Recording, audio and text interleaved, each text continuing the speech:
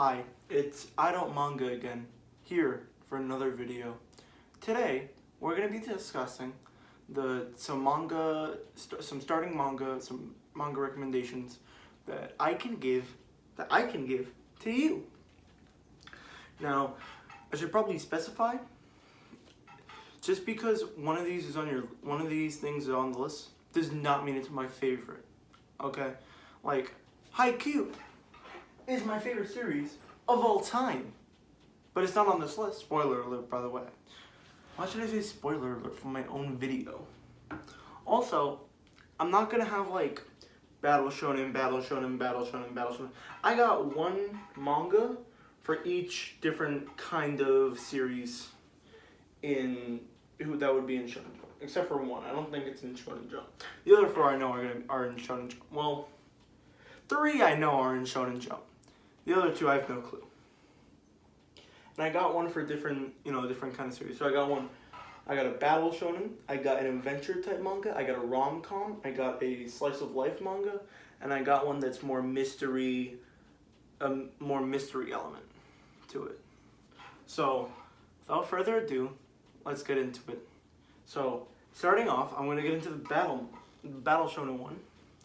I think you should start off with Demon Slayer. If you want to get into battle shonen, or just some cool action scenes and some pretty okay art, go read Demon Slayer. It's not good. it's good, but it's not that great. There's obviously better stuff you can read. I think Black Clover, in my opinion, is better than Demon Slayer, even though on the board I say it's not. Trust me, you'll find out why I think it's better. The thing about Demon Slayer is it's very generic. It's just something you get when you first want to get into manga. And most people, this is their first manga ever. It's got okay art, the characters are fine, the action is pretty good. That's really it. The power dynamics are fine. Everything is okay or good. Some stuff is pretty bad, some stuff is pretty good. And I'm not saying this is the best battle shonen ever. Okay, I think you should experience some average stuff before you experience some top tier stuff. That's just in my opinion. But if you want something to start out with your manga collection and you're really into battle shonen, I suggest Demon Slayer is what you start out with. It's got an easy to follow plot. The characters are they're fine to relate to, right? It's got an okay world. They don't really do much world building. Actually, it's pretty bad world building. It just seems like your classic shonen, and that's why it's very popular. Next, I have, let's do the adventure series. This is an obvious one. One Piece. I made an entire video on it. Just go check that one out. I'm not going to explain why One Piece is so amazing. Just go read it or go check out my video on it. One Piece it's great. It's not a lot of action. There isn't a lot of action. It's more character driven. It's more world focused. There is action in it though. So if you do like a good character driven action series, go pick up One Piece. And it's not just good, it's great. It's 100% better than Demon Slayer. Anyway. But I would say One Piece is very long. So just take that what with you will. Next is the mystery type series. I was debating on either doing this series or Death Note, but I decided to go with this series, and that's The Promised Neverland. Now, The Promised Neverland is great. I love The Promised Neverland because of how it's just, you never know what's going to happen. There's so many twists and turns, and you never know what is going to take place in the story. Because something that could be a curse or a blessing, you never really know the power levels of the characters. Like, you can obviously tell this character's smart, this character's smart, this character's dumb. But there are some characters you just have no clue how they're thinking. You just have no information on how they're thinking or what they are or what they're doing. And that's a blessing in this series. It's amazing. Especially the main villain. I don't even know if she's the main villain. But I guess she's the main villain of the story. Like, it's let me get the volume. It's insane how you just don't know what's going to happen in the story at all. And the writer, or the mangaka, who made this one? Kayu Shirai. I messed that up really bad. I doubt your name is Kayu. Kayu Shirai? Whatever. The mangaka of this story just beautifully marks that. And the mystery aspect, the story aspect, you know, people who seem good in the beginning turn out to be traitors, and people who seem bad turn out to be good.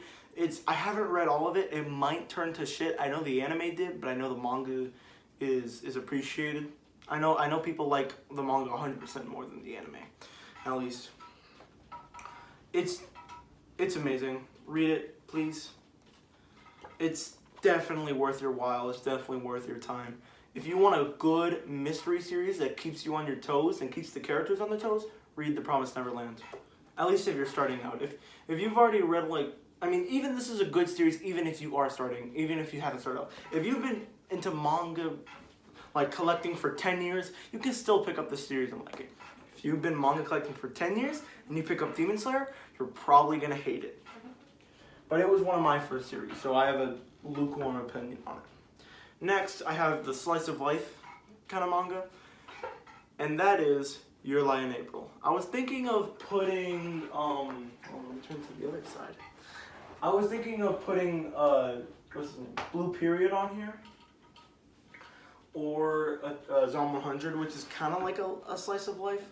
And Zom 100 is really good either, but I think Blue Period really takes the cake here. It's an amazing slice of life that also gets you into your feels, hurt. It's a very melodramatic,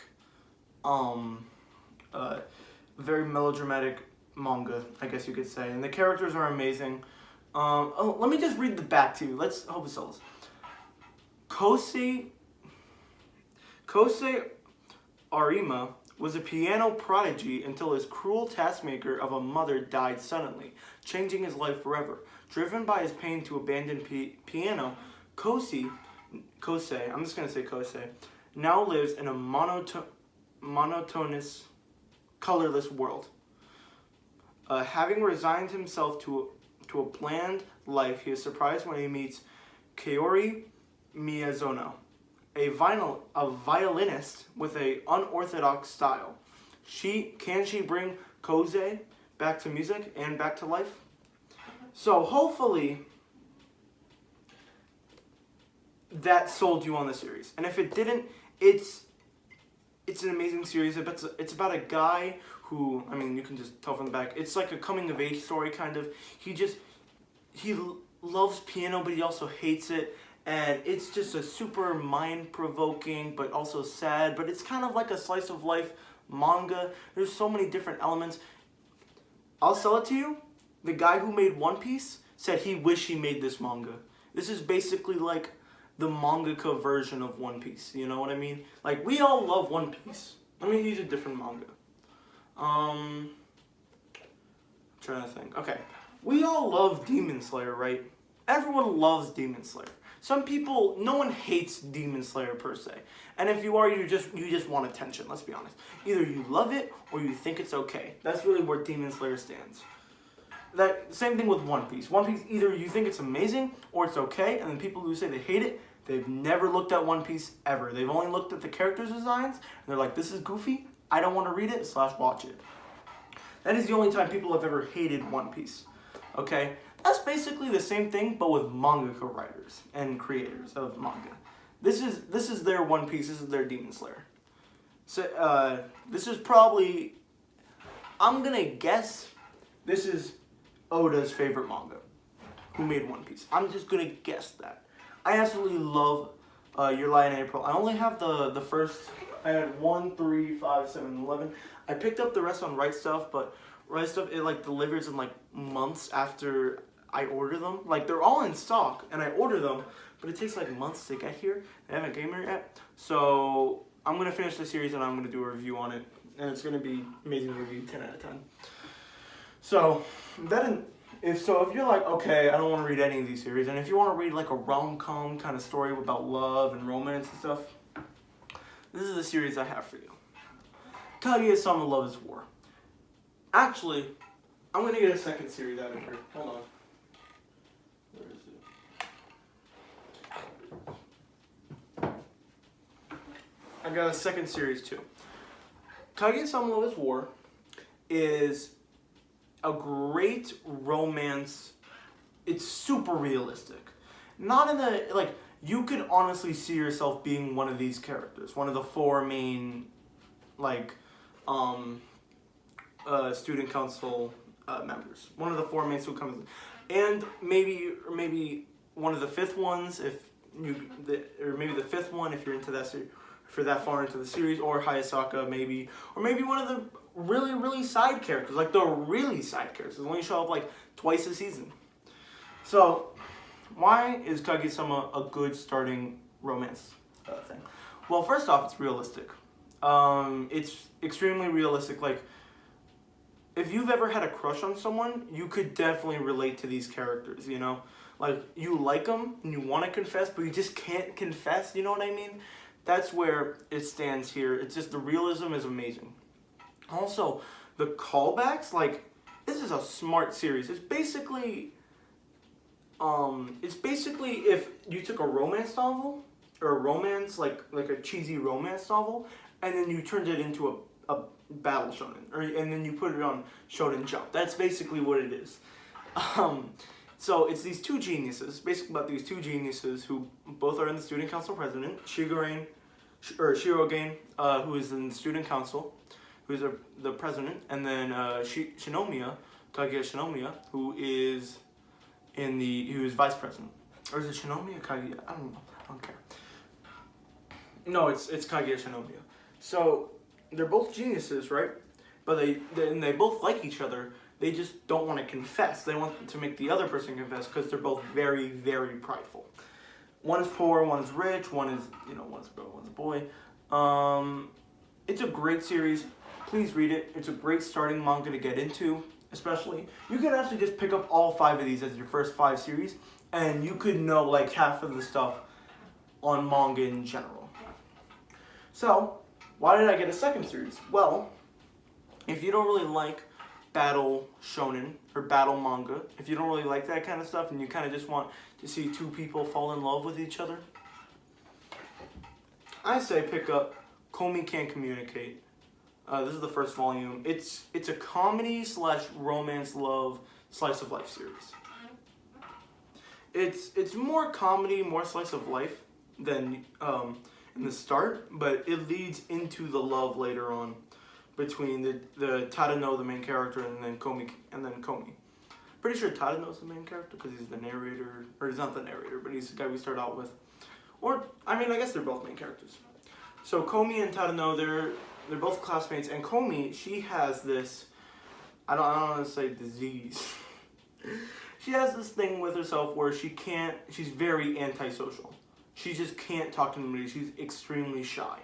But she wants to make 100 friends, and Tadano wants to help her with that. So, just in the series, it's just the entire series is just her trying to get 100 friends, but she just can't speak. She can't talk. Well, she can talk, she just is extremely shy.